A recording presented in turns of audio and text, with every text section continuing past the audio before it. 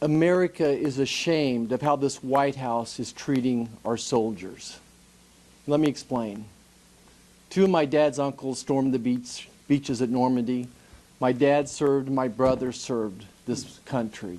I served this country. And now I'm the father of a soldier. And this is not how we treat our soldiers. I'm so proud of this caucus, the people standing beside me who helped to stop the dishonorable discharge. But that's not enough. Now we need to stop this vaccine mandate. We need to give the soldiers back pay and their families the back pay that they deserve as well.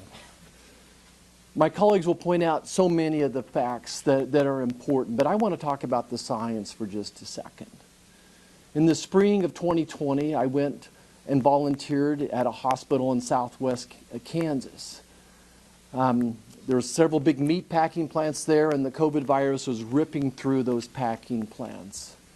I walked into the hospital. It was cold, it was dark, and it was empty for the most part, except for the ICU. I went to the ICU. It had 8 beds, but 13 patients. And I quickly figured out that all those patients were probably in their 50s or 60s, most of which had type 2 diabetes. I picked up the phone and I called the CDC. I'm sure you're seeing the same thing, that this virus selects out people with type 2 diabetes and older people.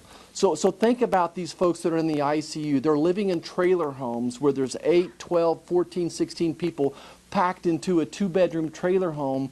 And though some of the family members had a cold, some flu symptoms, they weren't in the emergency room. They weren't being hospitalized.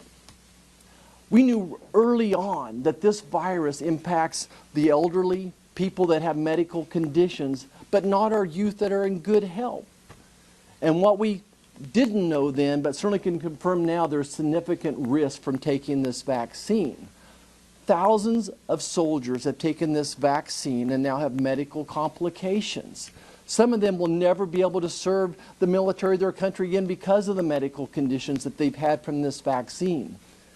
As a physician, no matter what I was prescribing, whether it was recommending a C-section or chemotherapy, it was my obligation to talk to the families about the risk and the benefits, the pros and the cons of a treatment. And every treatment, every vaccine has complications.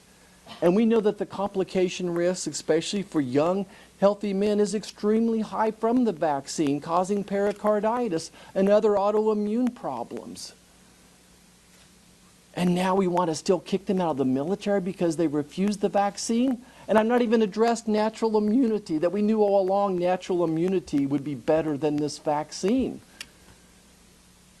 America was led down a path of lies and deception from Dr. Fauci, the NIH, the CDC, never willing to recognize the science that we already had a good feeling for in March and April. And still today, they refuse to recognize their mistakes, and we're punishing our military and family for their stupidity and their bullheadedness.